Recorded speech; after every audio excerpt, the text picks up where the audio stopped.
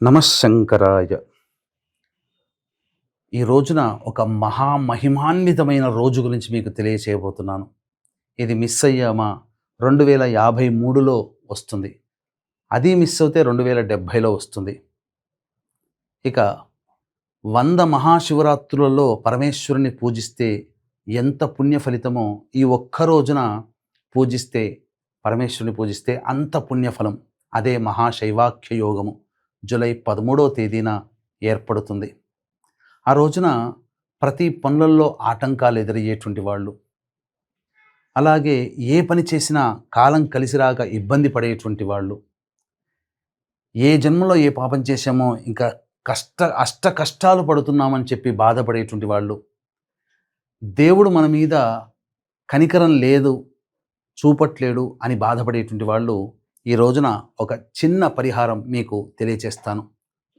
తప్పకుండా కార్తీక మాసం లోపల మీరు అనుకున్నటువంటి సంకల్పం నెరవేరుతుంది. మీ స్థితిలో మార్పు వస్తుంది.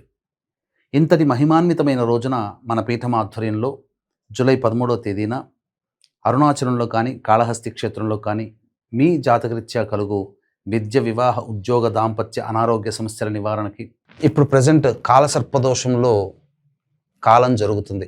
మార్చి నుంచి ఇప్పటి వరకు పుట్టినటువంటి వాళ్ళు, ఇంతకుముందు కాలసర్పదోషంలో పుట్టినటువంటి వాళ్ళకి కాలసర్పదోష నివారణార్థమై రాహుకేతు హోమాదులు జరిపించడం జరుగుతుంది. అలాగే మేష, మిథున, కర్కాటక, సింహ, కన్య, వృశ్చిక, ధనస్సు, కుంభ, మీనరాశిలో జన్మించిన వారికి శనిదోష నివారణ, కాలసర్పదోష నివారణ, అలాగే గురుడు కర్కాటక రాశిలో సంచారం చేస్తున్నాడు కాబట్టి మేష, వృషభ, కర్కాటక, సింహ, ధనస్సు, కుంభరాశిలో జన్మించిన వారికి గురుదోష నివారణ పూజల, హోమాలు మరియు నవగ్రహ అనుగ్రహం కోసం నవగ్రహ పాశుపత హోమము లాంటి 21 హోమాదులు జరిపించి కరుంగలి మాల ఇవ్వడం జరుగుతుంది. మధ్యాహ్నం 3 గంటల లోపల ఆ జూలై 13వ తేదీన మీరు గోత్రనామాదులు నమోదు చేసుకోవచ్చు.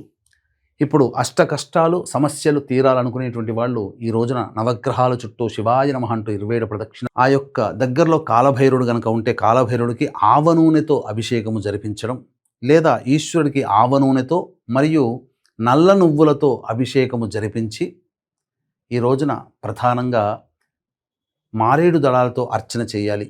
అలాగే అవకాశం ఉంటే గంజి వార్చి చల్లార్చినటువంటి పొడి పొడిగా ఉన్నటువంటి అన్నముతో ఈశ్వరుడికి అభిషేకం చేస్తే ఇంకా అతి త్వరగా పరమేశ్వరానుగ్రహం కలిగి ఆనందంగా జీవించగలుగుతారు. అవకాశం ఉంటే ఇదే రోజున అనగా జూలై 13న అరుణాచలంలో కానీ కాళహస్తి క్షేత్రంలో కానీ మన పీఠమాధ్వర్యంలో జరిగే సర్వదోష నివారణ పూజల హోమాల్లో మీ గోత్రనామాదులు నమోదు చేసుకోవచ్చు.